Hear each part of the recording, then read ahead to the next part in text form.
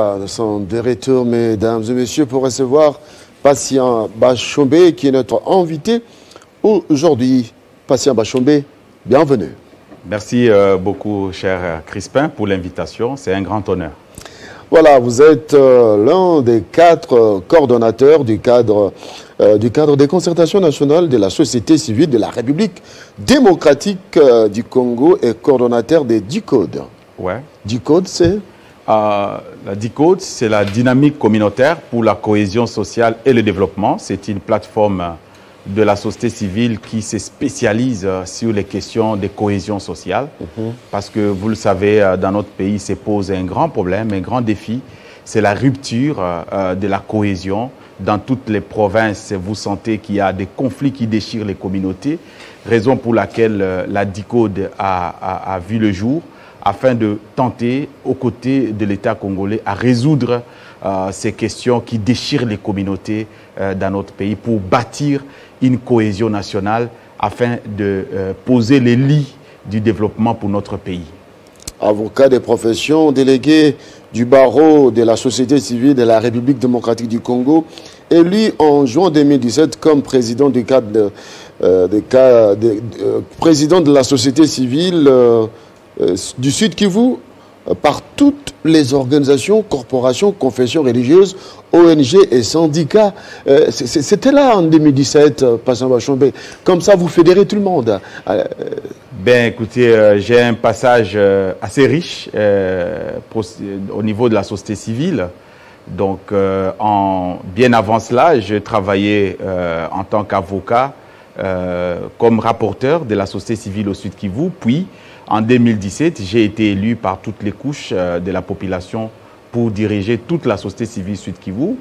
Et le travail que nous avons réalisé a eu des échos dans toutes les provinces, ce qui permettra qu'en 2019, toutes les provinces, la société civile réunie à Kinshasa au mois de novembre, puissent nous désigner comme un des 4 coordonnateurs nationaux de la société civile dans la première rotation au niveau de la société civile. C'est un grand honneur, vraiment, et un parcours riche que nous avons eu à faire au niveau de la société civile et que nous continuons d'ailleurs à faire au niveau de la société civile pour présenter les desiderata des communautés, les desiderata de la population auprès des décideurs pour que des solutions soient trouvées. Parce qu'aujourd'hui, vous le savez bien, la population, des fois, a des problèmes qui ne sont pas résolus. Et malheureusement, la dynamique politique telle que nous la voyons aujourd'hui, avec toutes les limites que nous voyons de la dynamique politique, qui ne fait que chercher les positionnements et l'enrichissement, ne vient pas en réalité ne résout pas les vrais problèmes de la population, notamment l'accès aux services sociaux de base, notamment tout ce que nous déplorons comme insécurité. Donc vraiment, il y a des problèmes qui se posent au niveau communautaire et nous avons estimé qu'il faut accompagner la population congolaise. Eh bien, vous êtes très engagé dans la défense des droits humains, cofondateur du centre chrétien des droits humains. Vous avez travaillé avec plusieurs structures nationales et internationales dans les domaines de la bonne gouvernance. Oui, nous avons beaucoup travaillé dans la mobilisation communautaire, dans la bonne gouvernance. Nous avons aussi travaillé pour accompagner en tant qu'avocat les victimes des violences sexuelles auprès des juridictions pour qu'elles retrouvent leurs droits. Et là, c'est aux côtés de la Fondation Panzi où nous étions aussi avec le docteur Denis Mukwege. Voilà, merci. Et à ce titre, nous vous avons invité pour aborder ces négociations qui ont vu la fin être sanctionnées par l'acceptation de l'initiative du chef de l'État par les 30 groupes armés. Eh bien, vous pensez que c'est la fin des hostilités dans l'Est de la RDC avec l'acceptation de l'initiative de paix par les 30 groupes armés présents à Nairobi? Eh bien, On peut penser revoir le Congolais vivre en paix dans l'est de la RDC, surtout en Ituri et au Nord Kivu. Pas du tout. Je ne voudrais pas sincèrement être pessimiste. Cependant, je voudrais ici relever que les rebelles qui se sont retrouvés à Nairobi, ce sont des gens qui ont pris l'arme contre l'État et contre l'autorité de l'État dans ce pays et qui se retrouvent autour d'une table avec le chef de l'État, qui se retrouvent autour d'une table avec des grands dignitaires, des représentants de l'État. Je note que leur place ne devrait pas être là. Parce qu'il doit être connu que quelqu'un qui prend l'arme contre l'État, c'est un criminel, on l'appelle rebelle. Et sa place, c'est devant les instances judiciaires, devant le juge. Et sincèrement, il faut éviter cette cirque qui ne fait que revenir. Chaque fois, appeler ou réunir les groupes armés, négocier avec eux. Et j'ai suivi, je crois, le président burundais qui disait que c'est un processus politique. Alors, est-ce que ça veut dire que ces gens, s'ils ne seront pas intégrés dans l'armée ou dans la police, vont-ils se retrouver dans des partis politiques pour espérer être repêchés dans les gouvernements ou dans d'autres services de l'État? Non, je crois que tout ce qu'il faut faire, il faut éviter de donner des avantages à ces rebelles, à ceux qui ont pris les armes et qui ont commis, n'est-ce pas, des crimes. Nous avons lutté pendant tout ce temps pour que la paix revienne. Mais quand on lutte pour que la paix revienne, mais la paix ne revient toujours pas, les crimes continuent à se commettre, il faut se poser la question. Où est la place de la justice dans tout ce que l'on est en train de faire? Et c'est là que je voudrais inviter vraiment l'État congolais à accélérer le processus de la justice transitionnelle. C'est-à-dire que ceux qui ont commis des forfaits, il y en a qui peuvent passer par la justice pénale du pays ou pénale internationale, et d'autres qui peut-être ont commis de faits bénins, qui peuvent passer par la vérité, l'intégration dans leur communauté. Et c'est la raison pour laquelle on a mis en place le PDDRCS, donc le programme de démobilisation, réinsertion communautaire. Donc, moi, je considère que tenir une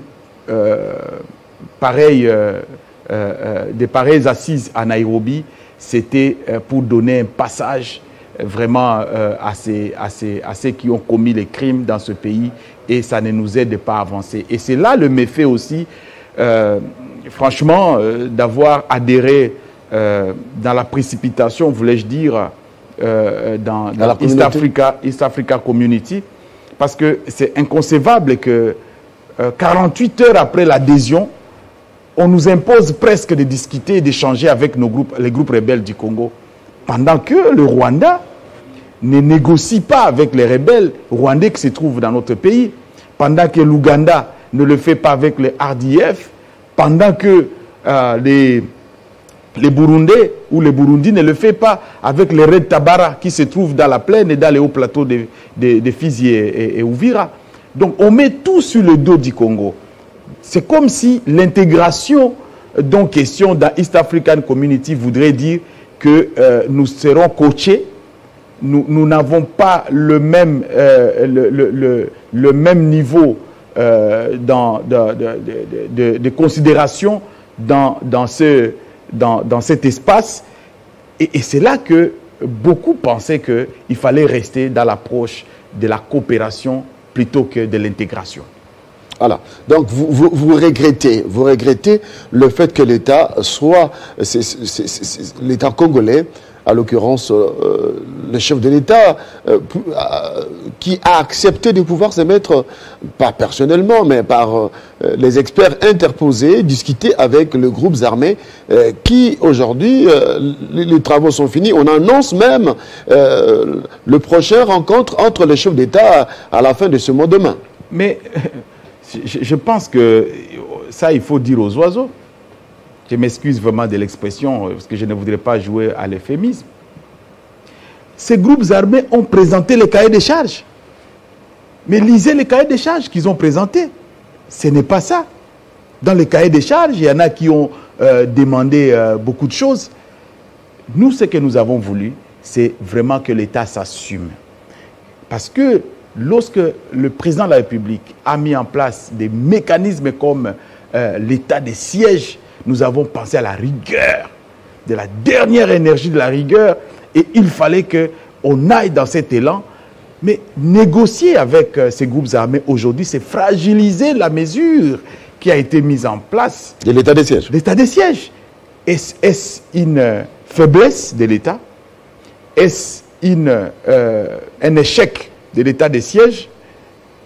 Voilà des questions qu'il faut se poser. Est-ce que aujourd'hui, ceux qui pilotent l'état des sièges dans les provinces auront-ils vraiment la force d'aller traquer ces groupes armés? Quel est l'échéancier qui leur a été donné pour qu'ils remettent les armes? Je n'ai pas suivi cet échéancier. Je n'ai pas suivi.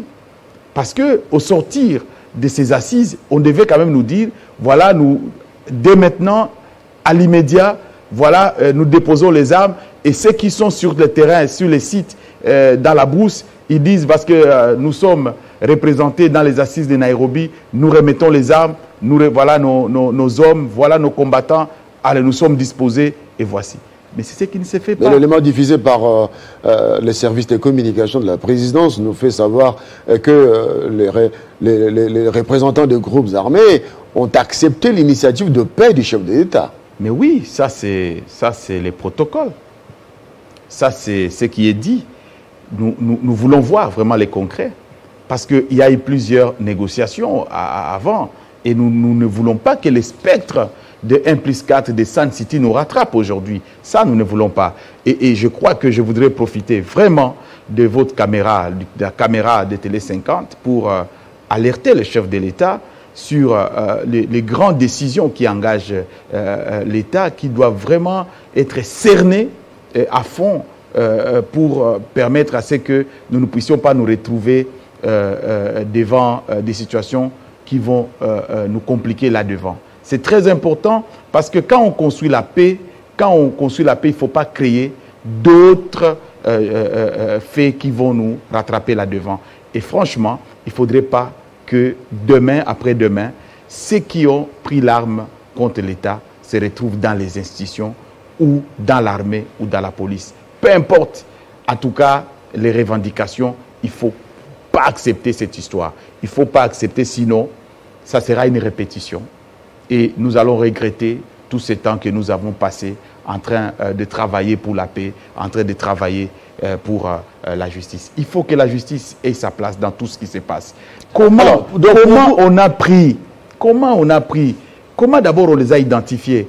Comment on a parvenu les billets d'avion auprès de ces groupes armés?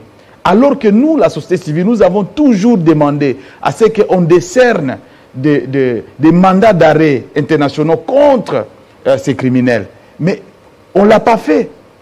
On ne l'a pas fait. Et c'est là que je vais saluer le combat du docteur Denis Mukwege, qui demande à ce qu'il y ait l'application de la justice pénale internationale en ce qui concerne le rapport mapping et tout ce que nous connaissons. Parce que la justice devait jouer à la pédagogie, de manière à ce que ceux qui prennent les armes contre l'État, ils se disent non, non, nous avons subi et il faut décourager les autres. Et d'autres qui avaient l'envie de le faire, ils vont s'abstenir de le faire. C'est ça la justice. Quand il n'y a pas de justice dans un pays, on va courir ça et là, on va organiser, c'est vrai, des négociations à Lubumbashi, on va organiser des négociations à Nairobi parce qu'on veut calmer. Mais quelle est la place de la justice dans ce pays? Quelle est la justice la place de la justice militaire, la justice civile? Je pense qu'on doit s'interroger sur ces fondamentaux au lieu de gaspiller les énergies.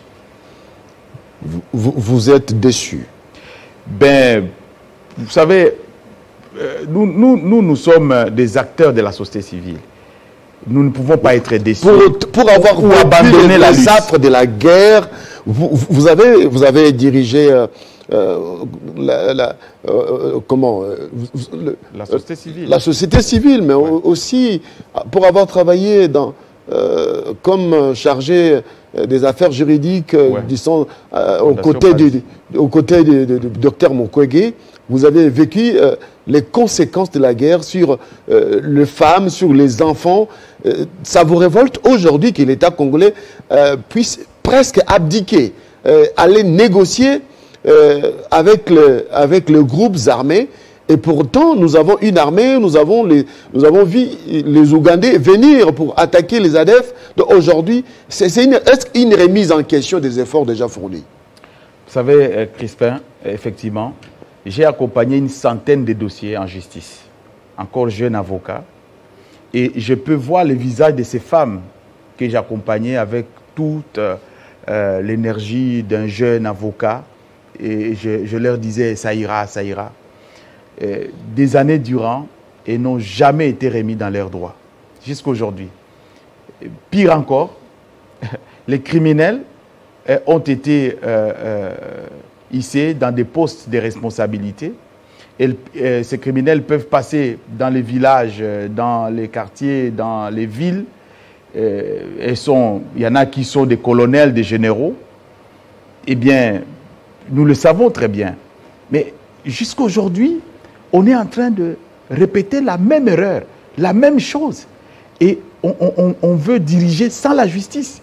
C'est impossible de construire la paix sans la justice. La justice est un pilier incontournable si on veut construire, n'est-ce pas, la paix. Même dans cette ville, même l'insécurité, pour chasser l'insécurité dans la ville de Kinshasa, appliquer la justice. Appliquer la justice. Et quelqu'un me disait, il a vraiment raison, il me disait, si tu veux voir le degré de la justice d'un pays, il faut vous tenir juste sur le coin de la rue, regarder les policiers. Vous allez évaluer les degrés de la justice d'un pays. Je pense que sur ces côtés-là, il y a beaucoup de choses à faire. La justice élève une nation. Tous les pays, aujourd'hui, nous sommes devenus la rusée de beaucoup de pays, parce que tout simplement, dans ce pays, chacun peut faire ce qu'il veut. Vous savez que la guerre que nous connaissons aujourd'hui nous est imposée aujourd'hui. C'est une guerre qui nous est imposée par nos pays voisins. Ce sont ces mêmes pays-là qui nous invitent aujourd'hui dans East African Community, c'est connu, qui alimentent les groupes armés chez nous. Et pour quelle motivation? Nos minéraux. Cela est connu. Ce sont nos minéraux. Et ces gens-là, s'ils vont rentrer sans que la justice soit faite, sans qu'ils soient punis par la justice, pour ce qui ont commis, l'impunité. On consacre l'impunité. Et toutes ces victimes-là, vous savez que jusqu'à aujourd'hui, il y a eu de communautés, des chefferies, qui ont vu leur chef de chefferie, leur Mwami, comme ça qu'on l'appelle, on les appelle là-bas à l'Est, les chefs, les Mwami, enterrés vivants, tués. Vous pensez vraiment que ces gens ont oublié? Vous pensez qu'on peut mettre un trait sur tout ce qui s'est passé? Vous pensez qu'on peut construire la paix en disant il ne s'est rien passé, oubliez ça, il n'y aura pas de justice, avançons, voyons autre chose? Non, c'est impossible. Est-ce qu'on peut, Jocelyn Toumba, est-ce qu'on peut retrouver les images des négociations avec le groupe armé à Nairobi pendant l'illustration? Ça permettrait de pouvoir bien donner du tonus à cette interview que nous accordons à M. Patient Bachombe, qui est l'un des 4 coordonnateurs du cadre de concertation nationale de la société civile de la République démocratique du Congo. Vous avez peur de voir les mêmes pratiques et revenir avec, au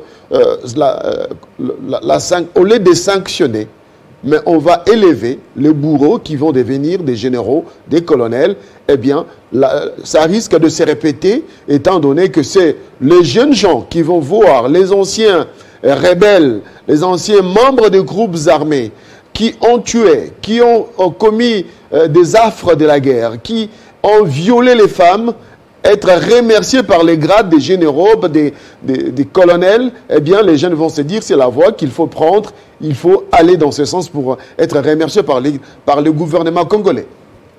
Absolument. Absolument, parce que pendant que les M23, INL du M23 discutent à Nairobi, mais les militaires du M23 sont en train de se battre contre les FARDC au Nord Kivu. C'est clair. Et il y a des morts, que ce soit du côté du FARDC, du côté de M23. Mais ces gens-là, qu'est-ce qu'ils veulent réellement? Parce que si notre pays voudrait assez qu'ils reviennent, ils entrent dans les communautés et qu'ils soient réinsérés à travers le programme DDSS, mais eux, ils sont en train de se dire, mais donc nous avons combattu pour rien. Nous étions dans la forêt pour rien.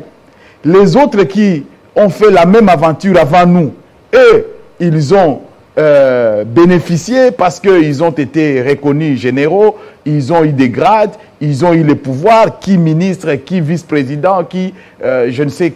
Donc, maintenant, vous pensez vraiment qu'ils sont sincères en le disant à Nairobi? Moi, je ne crois pas sincèrement. Moi, je voudrais voir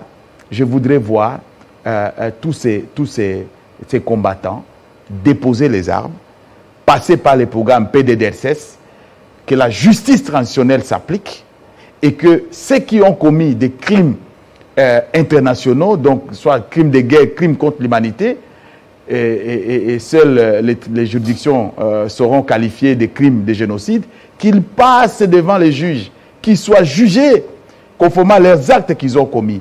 Et là, nous pouvons nous rassurer que nous allons vers un processus de paix durable. Il ne faudrait pas que ce soit un processus de paix éphémère de quelques temps, de quelques mois. Il faut construire quelque chose de plus durable. Pas quelque chose qui va durer avant 2023. Il y a encore de cassures, il y a encore de résurgences. Non, ça ne nous aide pas. Voilà un peu ce qu'il faut faire. Il ne faut pas leur donner des cadeaux. Il faut éviter de donner des cadeaux à ceux qui prennent les armes contre l'État congolais parce qu'on ne construit pas la cohésion nationale, on ne construit pas un État de droit. Un État de droit, c'est un État où la justice s'applique. Il faut insister là-dessus, la justice. Et si c'est fondamental de la justice n'est pas là, tout peut s'écrouler comme un château de cartes. Alors, quelle est la place de la diplomatie dans ces négociations? Doit-on dire clairement aux membres de la communauté de l'Afrique de l'Est quitter cette structure, cette organisation, ou que doit-on faire? Parce que à vous attendre parler, vous êtes dans les mois, vous présentez les craintes légitimes, étant donné que vous avez vécu au Sud Kivu, vous connaissez la situation des guerres, vous avez l'impression de l'histoire qui se répète. Ouais. Je pense qu'il faut mettre, sincèrement, il faut mettre de la pression sur ces gens. La pression. Il faut mettre de la pression. Je voudrais demander... Là, ils sont à visage découvert, absolument. On peut les identifier. Oui, je voudrais que l'East African Community nous aide à faire la pression sur ces gens. Ça, c'est vraiment payant. Je voudrais que l'État congolais ne cajole pas ces gens. Je voudrais que la justice les poursuive. Alors, parlons-nous un peu des pays membres de l'Organisation de l'Afrique de l'Est. Il y a le Rwanda, il y a le Burundi, il y a l'Ouganda, Nairobi. Il y a la Tanzanie. La Tanzanie. Je crois il y a aussi la Zambie, je crois, Soudan. Dans certaines mesures, le Soudan. Ben, alors, il y a plusieurs pays au niveau de l'Est dans cette East African Community. Donc le Kenya, l'Ouganda, le Burundi, le Rwanda, la Tanzanie. Voilà. Sud-Soudan. Alors, apparemment, on a plus d'ennemis dans cette organisation. Quand on parle du Rwanda, oui, l'Ouganda aujourd'hui vient à la rescousse avec ses forces pour traquer les ADF dans l'est de la RDC. Mais l'histoire nous rappellera que l'Ouganda et le Rwanda se sont battus à Kisangani. On se rappelle de la guerre des 6 jours. Doit-on oublier, doit-on faire tabula rasa de tout ce qu'il y a eu, aller dans le bras de la communauté est-africaine? Vous savez que entre États, il n'y a pas d'amis, il n'y a que les intérêts. Donc ne pensez pas que l'East African Community, les pays membres, ils viennent vers nous parce que nous avons des beaux yeux, parce que nous sommes un pays grand. Non, c'est pas ça. C'est parce que ils ont trouvé un débouché au Congo. Donc nous sommes tombés dans un guet-apens. Absolument. C'est-à-dire que... saute-piège. C'est-à-dire que nous n'avons pas malheureusement été bien préparés, suffisamment bien préparés pour l'entrée dans cette organisation sous-régionale. Et parce que sur le plan économique, vous savez qu'il y aura suppression des frontières pour les produits fabriqués dans l'espace de cette organisation. C'est-à-dire, concrètement, pour expliquer à mes compatriotes, c'est-à-dire que lorsque une bouteille d'eau coûte à Kinshasa 500 francs, au niveau du Kenya, au niveau de l'Ouganda, cette bouteille revient à 300 francs. Ils vont inonder leurs produits dans notre pays, qui vont coûter très moins cher, de sorte que les industriels congolais vont fermer, parce que nous n'avons pas beaucoup de choses à offrir. Les peu qui nous restent à offrir sont frappés de beaucoup de fiscalité, mais eux, ils bénéficient de beaucoup d'avantages fiscaux dans leur pays, en tout cas de manière à ce que les coûts de revient de leurs produits coûtent moins cher, mais nous, ça coûte très cher. Et ça fera que beaucoup de Congolais vont fermer leurs usines et nous allons dépendre quasiment totalement de leurs produits qui vont venir chez nous. Ça, c'est des choses que nous allons voir rapidement tout de suite là. Ça, c'est un.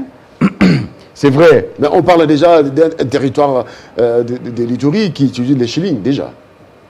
Alors, si c'est ça, bon, moi, je ne trouve pas vraiment d'inconvénient d'utiliser la monnaie, parce que nous utilisons aussi la monnaie américaine alors qu'elle est à des milliers de kilomètres de nous, ou l'euro.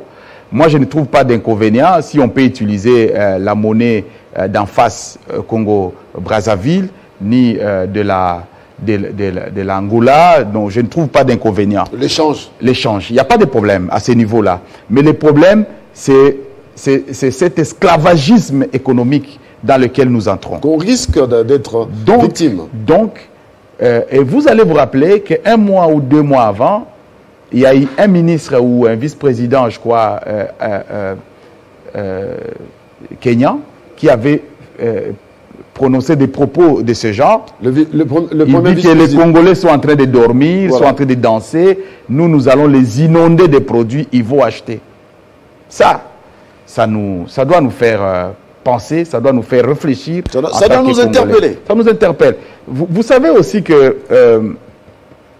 mais là c'est un avantage, évidemment, parce que s'ils construisent des infrastructures, c'est vrai, ça sera un avantage pour nous, mais c'est beaucoup plus profitable pour eux. Parce que les infrastructures, ça leur permettra, évidemment, d'amener, d'écouler leurs produits vers chez nous. Nous pouvons en profiter, mais ce n'est pas en réalité pour notre avantage. Bien qu'on peut noter cela dans le chapitre du développement au niveau des infrastructures. Mais ça sera pour eux. Mais nous aurons voulu qu'ils aillent plus loin aussi pour imposer que les groupes armés cessent et que la paix... Parce qu'eux aussi ne vont pas bénéficier tant que nous sommes dans l'insécurité. Il faudra, de ce côté-là, qu'on soit clair et que le pays sache négocier, que le pays ne le fasse pas comme un peu en position de faiblesse. Et c'est ce que malheureusement nous remarquons. C'est comme si on négocie ou on dialogue avec ces autres pays-là un peu en position de faiblesse. Voilà. Tel est notre avis. Voilà. Nous allons cette fois-ci aborder cette thématique et entrer à la loi électorale qui a été examinée en plénière à l'Assemblée nationale sans la présence de députés de l'opposition du FCC qui sont sortis de la salle. La loi électorale envoyée à la commission, le groupe des 13 disposait de quelques jours, 3 jours, pour répondre aux questions posées par les députés nationaux en rapport avec la loi électorale qui doit fixer les règles du jeu pour la tenue des élections en 2023. Patient Bachombe, société civile, votre réaction par rapport à l'examen de cette loi à l'Assemblée nationale? Je voudrais d'abord féliciter et encourager les groupes des 13 députés. J'ai dit paix à l'âme de l'honorable Henri Thomas Lokondo, parce que nous avons échangé largement avec lui, avec tous les 13 députés, par rapport à un agenda citoyen, et je crois qu'ils sont dedans. Les autres députés qui se sentent fatigués ou frustrés, il y en a qui ne participent pas. J'ai même vu des acteurs de la société civile qui ont presque abandonné les combats, parce que après la loi organique de la CENI, les politiques ont joué vraiment à des jeux vraiment inimaginables. On n'y croyait pas, malheureusement, et ça a frustré beaucoup de gens. Il y en a qui ont même abandonné. Pourtant, la société civile avait travaillé sur un référentiel commun de la société civile pour les réformes électorales. Et nous voulons demander ici à tous les acteurs de la société civile de ne pas baisser les bras. C'est vrai que vous avez été déçus, c'est vrai que beaucoup ont été déçus, mais cette loi revêt un caractère, comment je vais dire, citoyen, un caractère vraiment très sensible. Parce que c'est la loi qui définit les modalités, les règles d'organisation des élections dans ce pays. Et pour nous, nous savons qu'en 2018, il y a eu, où nous avons assisté, les élections que nous avons eues, nous ont amené à une alternance pacifique. Maintenant, nous voulons qu'à l'horizon 2023, assister à une alternance démocratique. Je ne vais pas entrer dans les détails, mais je crois que vous avez bien saisi. Nous voulons que cette loi requiert toute la transparence possible. Toute la transparence possible. Surtout en ce qui concerne la chaîne de transmission des résultats des élections. Parce que nous avons observé les élections de 2018. Nous n'avons jamais vu un seul PV des calculs des seuils électoraux. Ah oui, nous n'avons pas su là où on a calculé les seuils électoraux et est-ce qu'il y a eu des PV, nous n'avons jamais su. La loi oblige à la CENI de publier les résultats bureau par bureau, ce qui n'a pas été le cas. La CENI dispose d'un site, mais jusqu'à aujourd'hui, vous ne pouvez pas savoir quel est le bureau quel bureau a connu quel résultat. Jusqu'à aujourd'hui. Et les choses sont restées comme ça, les gens croisent les bras. Non, je voudrais que nous puissions nous réveiller. Le moment de se réveiller est là. En ce qui concerne les seuils électoraux, parce que nous sommes en train de suivre le débat au niveau de l'Assemblée. En ce qui concerne les seuils électoraux, mais nous avons estimé qu'il faut supprimer le seuil électoral. Il faut purement et simplement la supprimer.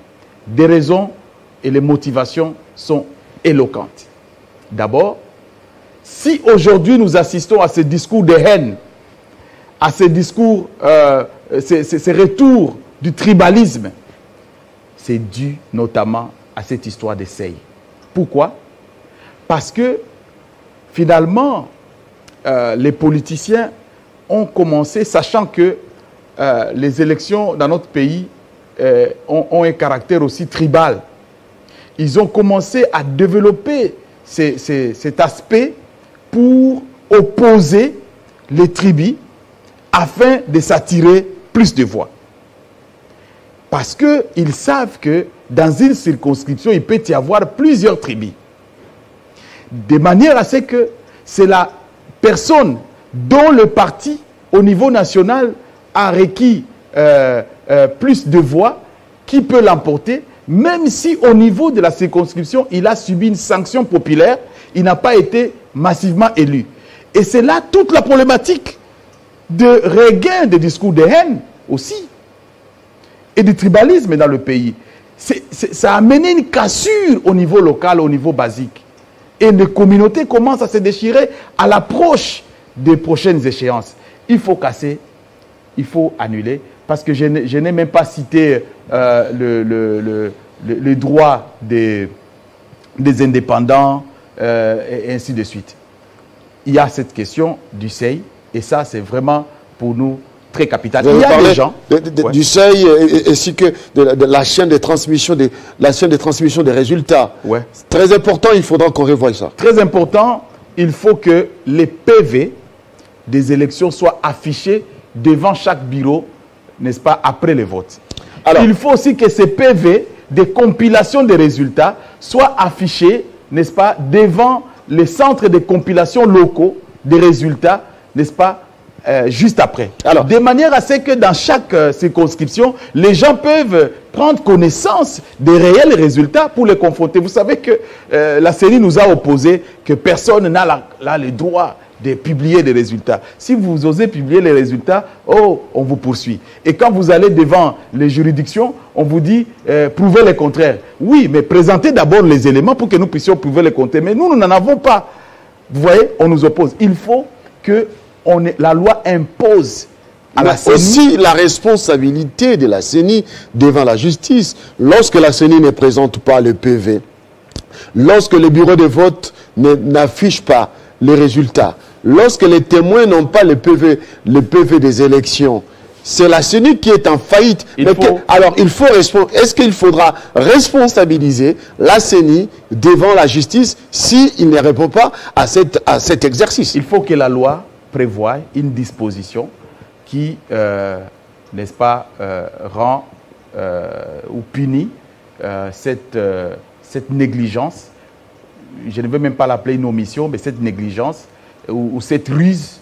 Il faut que la loi prévoit cette disposition qui punit ça, que ce soit le président de la CENI, que ce soit le secrétaire exécutif national et même les membres qui composent la plénière. Il faut que les élections que nous allons organiser soient cette fois-là des élections transparentes. Transparentes dans tout. Par exemple, aujourd'hui, la CENI est déjà en train de faire la cartographie de bureaux. Cartographie électorale. Vous savez que les élections, on ne les triche pas pendant ou après les élections. Les élections, on les triche avant. Il faut que toute cette cartographie soit publiée avant même la loi électorale. Il faut qu'elle soit publiée. Alors, il y a aussi une question qui me hante l'esprit.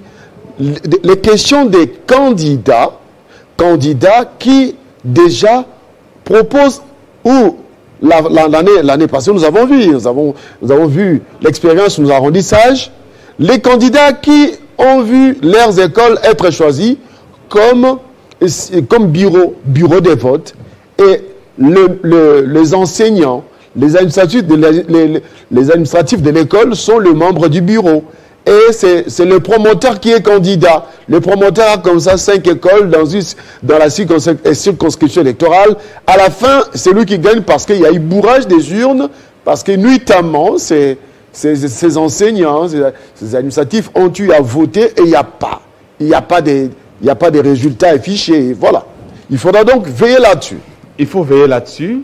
Effectivement, il y a des choses qui se font dans l'informel entre certains agents de la CENI et des politiques dans l'informel, surtout les agents de terrain qui sont sur le terrain. Et nous profitons pour dire, parce qu'ils sont sur le terrain maintenant, pour leur demander de ne pas accepter des sollicitations des politiciens qui veulent, on le voit dans certaines circonscriptions, qui veulent que l'école proche de leur base soit retenue en lieu et place de l'école peut-être publique ou autre qui serait plus proche des grands centres. Tout simplement parce qu'il est en estimant que ça serait à l'avantage de tel autre politicien ou tel autre potentiel candidat. Ça, déjà, il faut commencer à en parler maintenant. Il faut commencer, et je voudrais vraiment demander à tous les acteurs de la société civile de ne pas croiser les bras. Il ne faudrait pas jouer, il ne faut pas venir encore agir quand ça sera tard. C'est le moment de se réveiller. C'est le moment de suivre les débats à l'Assemblée. C'est le moment de faire pression à l'Assemblée nationale pour que cette loi soit votée de manière à assurer la transparence. Je vois par exemple un autre méfait qui frise vraiment, qui frise vraiment qui attente même à l'éthique dans notre pays, à la morale. Des députés qui se sont fait voter et à la députation provinciale, à la députation nationale, au Sénat, et qui ont laissé, et qui ont mis comme suppléants leurs épouses, leurs enfants. Et ça, on laisse. Et en suivant les débats à l'Assemblée nationale, on voit des députés qui sont en train de soutenir cela, en disant que oui, c'est parce que nos suppléants sont prêts à nous tuer, et c'est pourquoi nous recourons à nos épouses. Non, mais écoutez, ça ne peut pas se dire. Si on a pensé la configuration de 500 députés, c'était tout simplement parce qu'on estimait qu'au pays, il y avait près ou plus de 250 tribus ou groupes ethniques, et que, voilà, avec les 250 groupes ethniques, on supposait que chaque groupe viendrait au minimum avec au moins 1 ou 2 députés pour qu'il y ait une représentativité au niveau national. Telle était l'idée du législateur quand on a conçu, n'est-ce pas, la Constitution en 2002. Mais quand quelqu'un veut que ce soit sa famille qui soit servie, hein, l'enfant, la femme, et quand il va au gouvernement, c'est peut-être ça. Il faut éradiquer cela. Il faut éradiquer cela. Il faut que les députés, en tout cas les débats ne devaient pas continuer dans ce sens. Nous voulons décourager les députés qui sont en train de ramener les débats en disant qu'il ne faut pas légiférer là-dessus, il faut laisser les choses comme ça. Non, non, il faut casser. Donc une liste qui est déposée et qu'il est prouvé que le suppléant est son ascendant ou son descendant, au premier ou au deuxième niveau, il faut qu'elle soit irrécevable. Voilà, nous allons bientôt terminer, mais parlons de ces assises de paix tenues à Lubumbashi, le chef de l'État qui a voulu réunir le peuple kassaïen, katangé, l'unité nationale, la cohésion nationale. Vous avez aimé cette approche? Oui, c'est quand même intéressant, le fait que le président se soit déplacé là-bas. Et pas seulement le président, mais aussi le Premier ministre. Mais je voudrais dire qu'il ne faudrait pas attendre que ça soit quand il y a le feu, on va éteindre et on va éteindre. Et il ne faut pas penser aussi que la conférence de Lubumbashi, c'est une fin en soi. Il faut vraiment travailler pour que peut-être annuellement, il y ait des évaluations de ce qui aura été fait, des engagements et des recommandations de ce qui s'est fait là-bas. Il faut travailler pour rassurer toutes les parties prenantes de manière à construire et à bâtir la cohésion sociale. Il n'y a pas que là-bas, il y a un peu partout à travers le pays. Il faut par contre définir des politiques pour une bonne cohésion nationale. Et nous sommes disposés, en tant qu'experts sur la cohésion sociale, nous sommes disposés à travailler aux côtés de l'État congolais. Nous avions déjà proposé une stratégie nationale pour la construction de la cohésion sociale et nous sommes prêts à y travailler pour que ça ne soit pas à la sauvette qu'on aille éteindre le feu, ça et là. Non, non. Il faudra prévenir, il faudra prévoir vraiment des outils, des politiques, des stratégies qui existent de manière à être appliquées. Nous allons ensuite par cette actualité brillante. Donc, ça va clôturer Kinshasa Direct. Donc, vous avez tweeté en rapport avec l'unité et la cohésion nationale, en rapport avec les discours tenus par l'inspecteur général de finances, l'IGF, Gilles Alinguetti. Vous avez tweeté? Oui, nous avons fait un tweet pour dénoncer les propos que M. Gilles Alinguetti a tenus à partir des États-Unis, en disant qu'il n'y a pas la guerre à l'Est, en disant que dans les grands centres, comme si 2000 km de Kinshasa n'est pas la RDC. Et ça a vraiment froissé les esprits, ça a vraiment touché sérieusement, fracturé, n'est-ce pas, cette cohésion nationale. Et les communautés de l'Est, les communautés du Sud Kivu, les communautés du Nord Kivu, de l'Ituri, un peu partout, se sont exprimées pour, en tout cas, réfuter ces propos et demander à M. Gilles Alingueti de retirer ses propos et de démissionner par honneur. Parce que, en disant cela, il met en cause même l'état de siège que le président a décrété et les efforts que le chef de l'État est en train, n'est-ce pas, de fournir pour amener la paix. Et en tant qu'institution, représentant de l'institution rattachée à la présidence, ça veut dire qu'il n'est pas digne de conduire une institution comme celle-là. Et pire encore, pour répondre à tous nos tweets et à tous nos messages, c'est l'IGF qui fait la réplique. Ce n'est plus lui-même qui signe, mais c'est l'IGF, l'institution. Il engage encore l'institution pour répondre à ceux qui le critiquent. Ça, je pense que nous attendons vraiment que le chef de l'État puisse taper du poing sur la table et que M. Gilles Alingueti puisse présenter des excuses publiques. Nous l'attendons sérieusement, sinon nous n'allons pas arrêter là parce qu'il y a déjà des plaintes qui sont prévues contre M. Gilles Alingueti dès qu'il rentre au pays. Patient Bashombe d'avoir accepté l'invitation de Télé 50 dans Kinshasa Direct. Merci. Merci beaucoup. Mesdames et messieurs, ça n'est donc fini avec Patient Bashombe. 19h, heure de Kinshasa, 20h, heure de Lubumbashi-Wantachi. Ça sera la présentation de la grande édition du journal par Aminaba Yombo. Je vous retrouve le mercredi prochain. Au revoir.